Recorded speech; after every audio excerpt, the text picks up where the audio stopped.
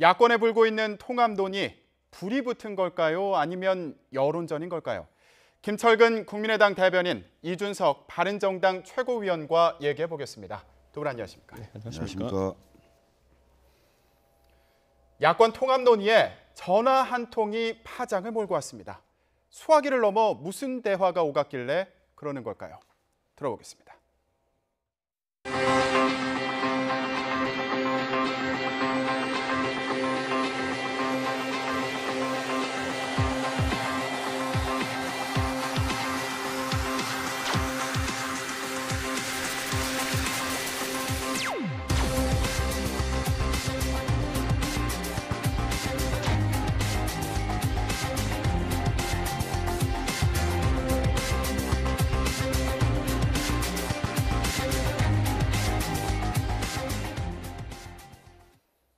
네, 논란이 되고 있는 전화 한 통.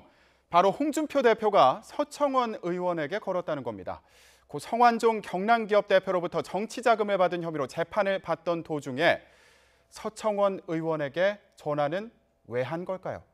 그런데 이 논란은 의아하게도 국민의당에서 시작됐습니다. 들어보겠습니다. 서청원 전 의원의 말을 따르면은 1심 유죄 판결 선고 후에 홍준표 대표가 직접 서청원에게 전화를 했다라고 말을 하고 있고, 항소심에 가서 가 진술을 번복하게 해달라, 단순한 협조 요청이 아니라 번복을 해달라고 명확히 말을 했어요.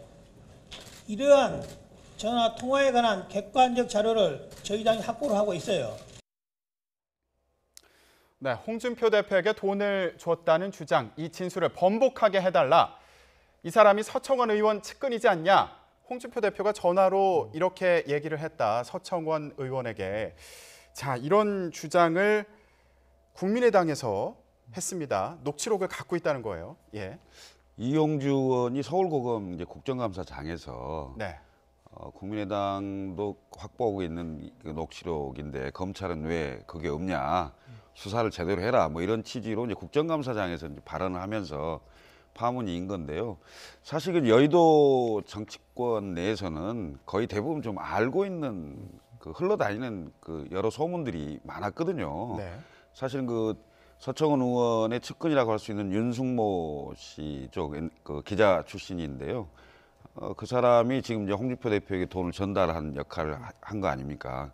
이 부분을 가지고 이제 그 홍준표 대표도 일단 인정을 했어요. 근데 그게 1심 재판 이전과 2심 재판 이전의 시점이 좀 차이가 있습니다. 뭐냐면 서청원 의원 같은 경우는 2심 재판 전에 이 전화가 왔다라는 얘기를 하는 거고요. 네. 홍준표 대표는 1심 재판 전에 내가 그런 전화를 했다라고 이제 얘기를 하는 거죠. 근데 네. 1심에서는 유죄를 받았어요. 근데 2심은 무죄가 됐거든요. 네. 만약에 2심 재판 전에 어떤 전화를 해서 이게 결정적으로 2심 재판에 영향을 미쳤다면 지금 3심에 계류 중인데 대법원 판결에 뭔가 영향을 미칠 수 있는 사안이 아닌가. 이래서 굉장히 큰 그 관심과 사실은 폭탄이 될 가능성도 있죠. 네. 네. 그러니까 홍준표 대표 같은 경우에는 뭐 지금 이용주 의원이 얘기한 그대로 얘기했다 이렇게 인정을 한 건 아니고, 좀 왜 나를 물고 들어가냐, 자제 좀 시켜달라, 이렇게 이제 얘기를 했다고 본인의 SNS에 올린 그렇습니다. 상황이고요. 예. 자, 그러면 지금 이용주 의원이 이렇게 발언을 하기까지 당내에서는 좀 논의가 있었던 상황인가요? 사실은 이제 국정감사나 국회의원이 국정감사하고 본회의 발언은 그 국회의원의 특권이죠. 면책 특권이 있는 거고요. 네. 저희 당하고는 긴밀한 상의는 사실 없었습니다. 없었고 국정감사장에서 저도 TV를 통해서 사실 봤거든요. 네. 저런 발언을 뭔가 있으니까 하는 거 아닌가 이렇게 좀 믿고 있는 거죠. 그리고 사실은 이제 뭐 기자분들도 그렇고 궁금증이 굉장히 많죠. 그래서 이용주 의원한테 많이 전화를 하는 것 같은데 이용주 의원은 때가 되면 밝힐 때가 올 것이다. 뭐 이런 정도 얘기를 하고 있는 걸로 알고 있습니다. 네. 그리고 저희 잘 살펴보면요, 서청원 의원이 과거에 이제 그 자진 탈당 형태로 제명을 하려고 했을 때 이런 부분을 기자들한테 주변에 또 주변인들에게 많이 얘기를 했다고 합니다. 그런데 이제 그런 얘기가 돌면서 정가에서 돌고 있던 이야기는 홍준표 대표가 실제로 그런 부담을 안고서 서청원 의원을 뭐 제명하기는 어려울 것이다. 그래서 실제로 그 당시에 혁신위라는 혁신위는 원래 징계하는 조직이 아닙니다. 윤리 가가지고 윤리 결정이 나고 최고위 결정이 나야지 징계가 되는 것인데 네. 혁신위에서 권고한 다음에 윤리위가 개최되기까지 벌써 한 2달 가까운 시간이 흘렀거든요. 그러니까 그 기간이 의미하는 게 많은 사람들은 서청원 대표의 저런 증언 가능성 때문에 홍준표 대표가 제명을 처리하지 못할 것이다라는 의견이 팽배했고 그러다 보니까 홍준표 대표 입장에서는 본인의 어떤 개혁 의지라든지 이런 것들이 많이 의심받는 상황이 되다 보니까 다소 이 부담을 안고서라도 이걸 이제 추진하겠다라고 이제 결단을 내린 것 같습니다. 네. 과연 전화에서 실제로 뭐라고 한 건지 그리고 이게 재판에 어떤 영향을 미치게 될지는 좀 더 지켜봐야 되는 상황인데 일단은 당내 상황에는 좀 영향을 미치지 않을까 이런 생각이 들기도 하는데요. 홍준표 대표 일단은 지금은 미국에 있는데 이제 28일 날 돌아오고요. 30일 날 의원총회를 열고 최경환 의원 그리고 서청원 의원 그 출당 여부를 의결을 할 텐데 여기에 지금 이런 상황이 이런 의혹 제기가 영향을 미치는 거 아니냐 어떻게 보십니까? 실제로 영향을 미칠 가능성이 있고요. 그 홍준표 대표 입장에서는 지금 본인이 내세우는 주장의 핵심이 뭐냐면은 결국엔 개혁을 해야 되고 만약에 내가 여기서 개혁을 성공하지 못해가지고 뭐 당대표를 물러나거나 한다면은 당에 대안이 있느냐 뭐 이런 이야기 계속 하고 있는 거거든요. 그런 상황 속에서 최고위원들도 나중에 의결을 하게 될 때 그 부담을 가지고 할 겁니다. 여기서 홍준표 대표의 거취도 같이 걸려 있는 문제이기 때문에 지금 그런데 그 상황 속에서 그럼 이제 소위 말하는 친박 이제 이 출당에 반대하는 세력 같은 경우에는 이에 대한 논리와 더불어 가지고 대안을 하나 또 제시해야 되는 상황이거든요. 그래가지고 최근에 이제 정가에서도 아직까지 언론에 크게 보도되진 않았지만은 뭐 황교안 총리라든지 아니면 뭐 김태호 지사라든지 여러 명의 대안이 지금 이제 비대위원장 후보군으로 또 나오고 있는 상황이라 가지고 이게 자유한국당에서는 사실 상당한 이제 결투가 될 가능성이 높습니다. 네. 그러면 바른정당 입장에서 볼 때요. 지금 일부 자유한국당과 통합을 하겠다 이렇게 입장을 가진 분들이 있는데 이 자유한국당과 바른정당 통합파 간의 통합 논의에는 이런 상황이 영향을 미치지 않을까? 상당 부분 영향을 미치게 돼 있고요. 그 통합파라는 분들도 그래가지고 뭐 모임을 가지려고 했다가 이제 모임을 연기한다든지 뭐 상황을 보면서 움직이겠다. 왜냐하면 이미 처음에 통합파가 제시했던 그 요구사항이라는 거는 지금 이 2명 플러스 박 대통령 정도의 친박 청산이 아니라 좀 대대적인 청산을 요구했었는데 이미 좀 통합을 좀 빨리 하려고 그 제안을 약간 걷어들여가지고 이 두 분과 박근혜 대통령에 대한 출당만 결의되면은 바로 행동에 옮길 수 있다라고 이제 얘기한 거였는데 심지어 이것도 이제 불투명해 보이지 않습니까? 지금 일설에 따르면은 기본적으로 최경환 의원 같은 경우에는 거의 제명이 불가능하다 지금 당내 세력 구도를 봤을 때 지금 보시면 최경환 의원이 한 마디도 안 하고 있지 않습니까? 서청원 의원 같은 경우는 굉장히 많이 지금 이제 항변을 한 상황 속에서 그것이 의미하는 바가 서청원 대표는 어느 정도 약간 그 위기 지점에 있지만은 최경환 의원은 출당이 어려울 것이다라는 분석이 있기 때문에 통합파들도 이제 약간 그것 때문에 헷갈리는 겁니다. 왜냐하면 애초에 제시했던 것보다 훨씬 낮은 단계의 친박 정산인데 그마저도 이제 아예 안 되거나 절반 정도밖에 안 될 것 같은 상황이 되니까 이제 명분이란 걸 어떻게 만들어내야 되느냐에 대해서 고심하게 되는 것이고 그래서 통합파가 결행을 한다면 과거에는 이제 바로 자유한국당으로 넘어가는 형태 등을 기획할 수도 있었는데 이제는 뭐 통합파가 탈당한다 하더라도 뭐 무소속으로 잠시 중간지대에 머문다든지 이런 대안을 또 이제 얘기하는 분들도 있습니다. 네. 그런데 이건 좀 절차적인 부분에서 궁금한 건데요. 자유한국당 쪽에서는 이 홍준표 대표 체제를 좀 강화하기 위해서라도 이 통합파들이 좀 빨리 와줬으면 좋겠다 이런 의견도 피력을 하는 걸로 알고 있는데 그런 경우에 절차적으로 전혀 걸림돌은 없는 상황인가요?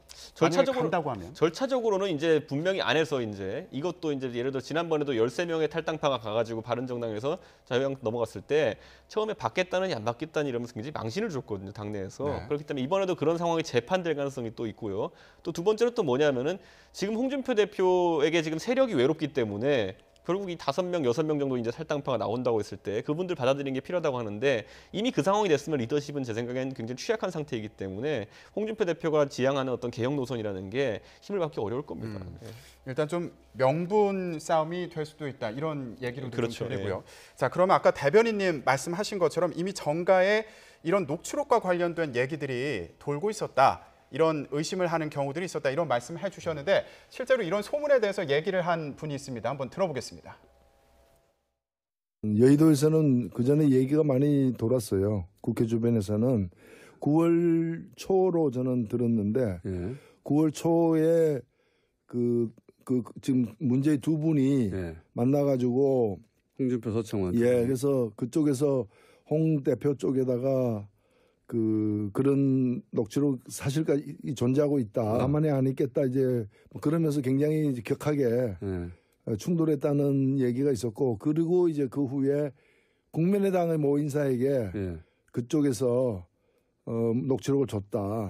그런 소문이 있었는데 마침 또 그렇게 돼버린 거 아니에요. 그렇게 돼버린 거죠. 현재 상황은 뭐 그 사자성어로 하면 풍전등화죠. 풍년동안. 바람 앞에 등불. 이게 꺼질지 아니면 견딜지는 더 봐야 될 것 같습니다. 안 그러면 이제 죽는다고 판단하는 거죠. 네. 죽느냐 죽이느냐 뭐 이런 서로가 그런 상황이에요.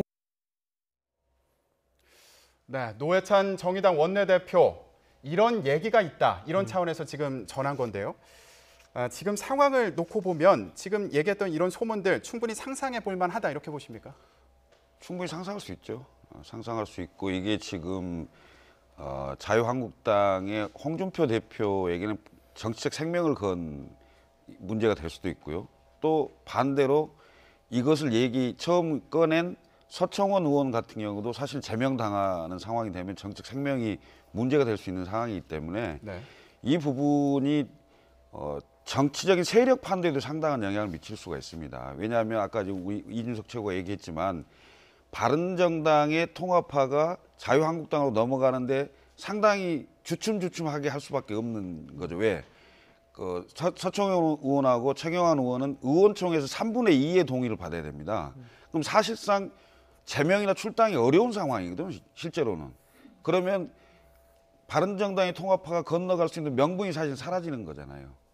그리고 반대로 서청원, 최경환이 그대로 있으면서 홍준표 대표에 대해서 가만히 있을 수가 없거든요. 그러면 홍준표 대표를 어떻게든 끌어내리려고 하는 일을 할 거란 말이죠.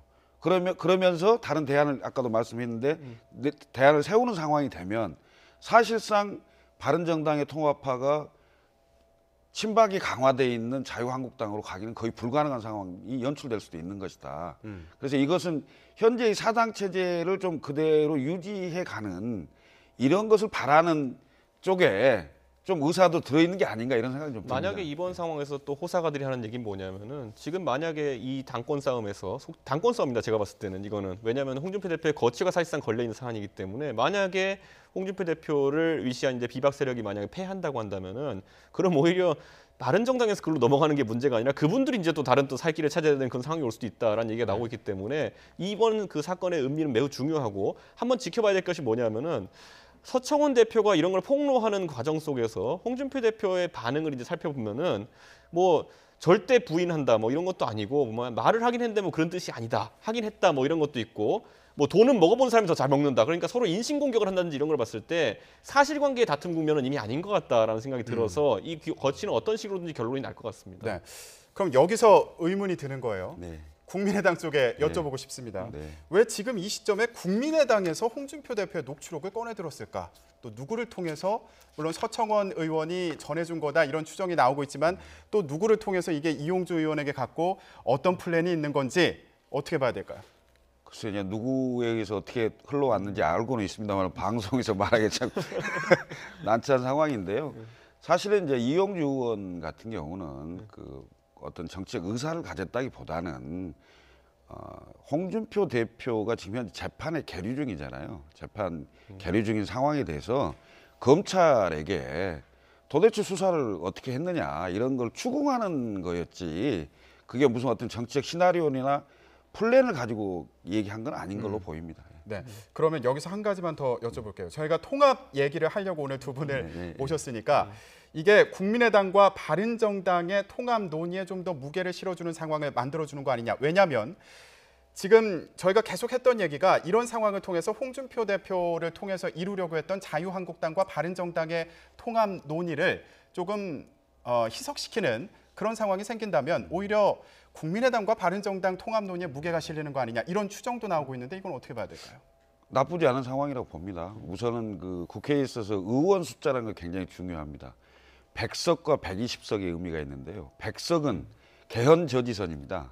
그리고 120석은 국회에서 국회 선진화법 저지선입니다. 그래서 예를 들면 자유한국당이 바른정당의 의원들을 흡수한다 치더라도 120석이 되지 않으면 크게 정치적 의미가 없습니다. 그런데 120석을 갖게 되면 자유한국당 혼자서 국회의 법안을 통과를 막을 수 있는 권한이 생기기 때문에 네. 그거에 대한 저지로서는 굉장히 효과적이었다 이렇게 생각하고 있습니다. 네. 지금 저희가 얘기를 계속했던 것처럼 국민의당과 바른정당의 통합 논의는 여러 가지가 복잡하게 얽혀 있는 상황입니다. 통합이란 말이 나온 날부터 지금까지 논란이 거듭되다가 결국은 이렇게 뜻이 모아져 가는 건 아닌가 이런 생각도 해봤습니다. 보고 오겠습니다. 별빛이 내린다.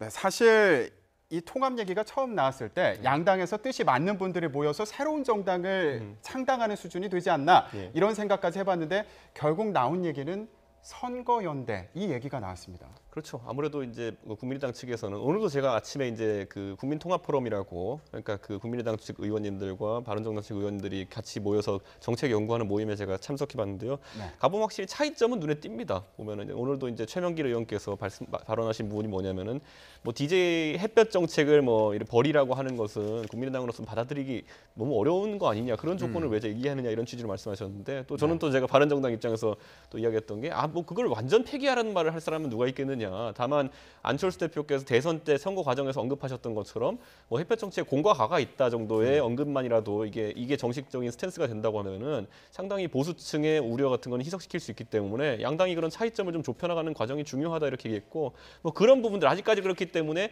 그렇게 하자는 의지는 있었더라도 넘어야 될 산들은 굉장히 많아 보이는 것이 현실입니다. 네.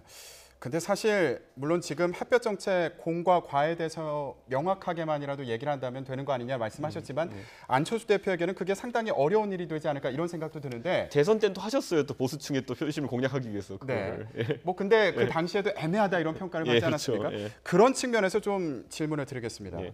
지금 유승민 의원이 예. 안철수 대표에 대해서요. 연애로 치면 좀 나쁜 남자처럼 구는 게 아닌가 이런 생각이 드는 게 김무성 대표하고는 그때 네. 뽀뽀까지 하면서 네. 화합을 다짐했습니다.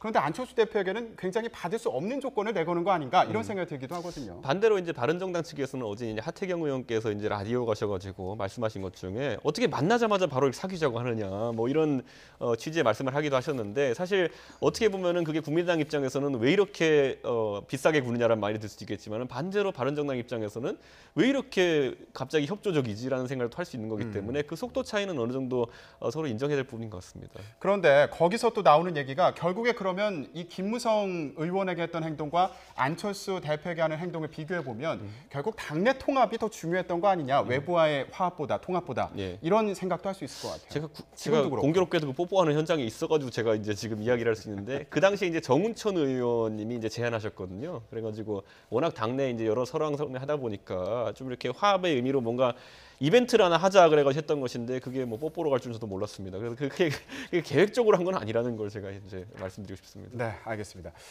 대변인님, 네. 국민의당의 입장을 좀 여쭤보겠습니다. 지금 사실 여러 가지 분석이 나오는 게 통합 논의 과정에서요. 바른정당 같은 경우에는 지금 일부 의원들이 자유한국당으로 가겠다 이런 상황이기 때문에 유승민 의원이 더 급한 거 아니냐 이런 분석이 나오고 있는데 지금 저희가 얘기를 했던 것도 그렇고 행동하는 걸 보면 안철수 전 대표가 더 매달리는 것 같기도 하고 더 급한 것 같기도 하고 뭔가 성급한 것 같기도 하고 이런 분석도 있거든요. 어떻게 봐야 될까요? 그런 건 아니고 이게 지금 논의가 촉발됐던 게 그 여론조사가 이제 뭐 언론사에 공개되면서 이제 촉발이 된 거죠. 근데 그 여론조사 내용이 민주당과 국민의당의 연대를 물어봤고요. 자유한국당과 바른정당의 연대를 물어봤고 국민의당과 바른정당의 연대를 물어봤습니다. 근데 그걸 물어봤더니 시너지 효과가 국민의당과 바른정당의 연대가 가장 시너지가 컸어요. 그래서 사실상 국민 지지도가 한 20% 좀 가까이 가면서 2위로 올라서는 이런 상황이 되면서 사실 당내에서 좀 놀랬죠. 그리고 실제 호남에서의 그 지지도나 이것도 굉장히 높아지는 상황이 됐었고요. 네. 그걸로부터 일단 촉발이 됐고요. 그다음에 그 조사에서 가장 더 유의미하게 봐야 될 것은 다당제에 대한 부분을 물어봤어요. 근데 국민 65%가 다당제를 지지합니다. 그러니까 이런 걸로 봤을 때 다당제를 지켜나가려고 한다면은 결국 제3지대 그 중도 확장돼야 되는 게 아니냐. 네. 그러려면 바른정당하고 뭔가 정치적 연대나 뭐 이런 것을 또 연대를 넘어서는 것까지 고민해봐야 되는 거 아닌가로부터 출발된 거거든요. 근데 네. 너무 빨리 간 거죠. 통합 얘기까지. 언론의 역할이 컸어요, 사실은. 저는 근데 사실 네. 안철수 대표가 이 부분에 있어가지고 너무 혼자 단독으로 추진한 거 아니냐는 비난을 당내에서 한다면은 저는 그거는 옳지 않다 보는 것이 제가 알고 있는 것만 해도 다른 경로로도 그러니까 안철수 대표는 오히려 늦게 이야기를 하신 분이고 그 외에 다른 이제 좀 관심 있는 의원님들 같은 경우에는 여러 채널을 통해 가지고 바른정당에 이런 의사 같은 걸 타진한 적이 있기 때문에 네. 안철수 대표는 실제 무게감 있는 정치인이기 때문에 이걸 얘기했을 때 파급효과가 큰 거지 물밑에서 이런 대화는 오간 지는 꽤 오래됐습니다. 그러면 간단히 양쪽에 질문 하나씩만 마지막으로 드릴게요. 지금 선거 연대 얘기가 나오는데 결국 아까 저희가 계속 했던 얘기처럼 결정적인 그 가치관에 대해서는 합의를 보기가 어려운 상황이 아닌가 이런 생각이 드는데 그런 상황에서 만약에 선거 연대 그러니까 후보 연대를 한다고 한들 유권자들이 이것을 이 양쪽이 완전히 하나의 뜻을 가지고 나온 사람들이다.